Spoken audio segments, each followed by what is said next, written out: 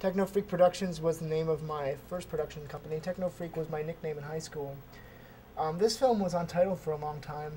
The Sweetest Embrace came to me at like 8:30 in the morning when I was driving across town in the cold to go to my class at 8 o'clock in the morning.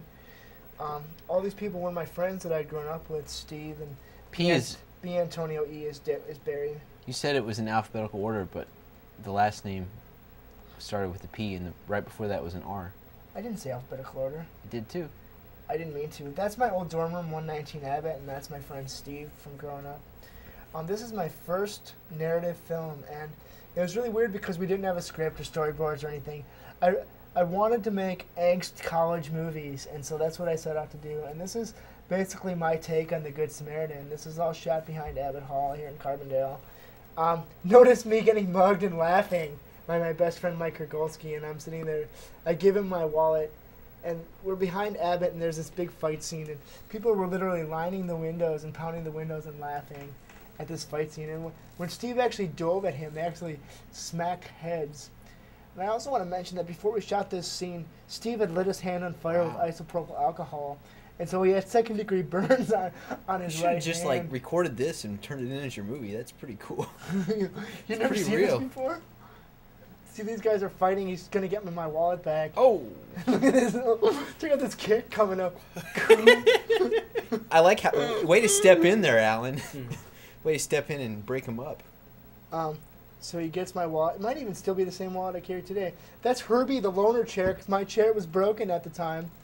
I have the same flannel on in this scene that I wore in Inaccessible. Take this money. No, I cannot. He's a good Samaritan. He's not going to take my money. So, who do you embrace?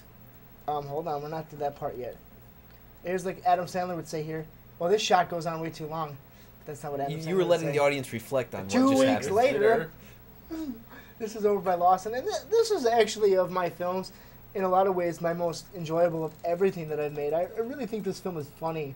It's not meant to be funny, but I love the way the shadows fall in this breezeway. And my first year when I was thinking about making movies, I really wanted to shoot something in this location, and so this is my opportunity. Look at how sly he is. He's like a fucking secret agent. He pulls out that BB gun, right? He's all like, I'm going to get you, motherfucker. People don't realize how dangerous college campuses are. Like, let go! So he shot bald people in trench coats. Like, exactly, they're everywhere. Waiting to mug you and shoot you with BBs. Look at that manacle smile. And you don't have to take this film's word for it. You look at some of the other films produced on This college is actually campuses. a documentary. It's a really great shot, too. That's why they're all so obsessed I with took a page guns. from Hitchcock, and we used chocolate syrup there for blood, and we, by the end of it, we were really covered. Here's my old buddy Mark Foster wearing his Will Work for Sex shirt. And this is really great. I basically let the actors, I wanted to punish this guy, so he takes his pulse and takes his wallet out. I mean, that's just awful. You have just a very skewed view on humanity here. It was funny because I was really depressed, and I was in love with Jason at this point, and things weren't working out for me at all, and I felt that the good guy was getting trampled. I mean, this is this guy's own brother, and look, he kicks him. He's there dying. Get out of my way, you worm. And then at the end, here's Jason, right?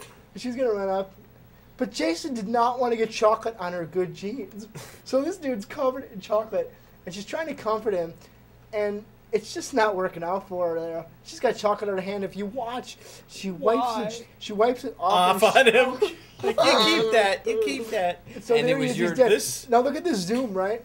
And I actually like that shot a lot. She's got a killer Violent Femme shirt on too. But look at I hold the shot too long. She looks over at me, wondering when I'm going to cut the camera. I think it was.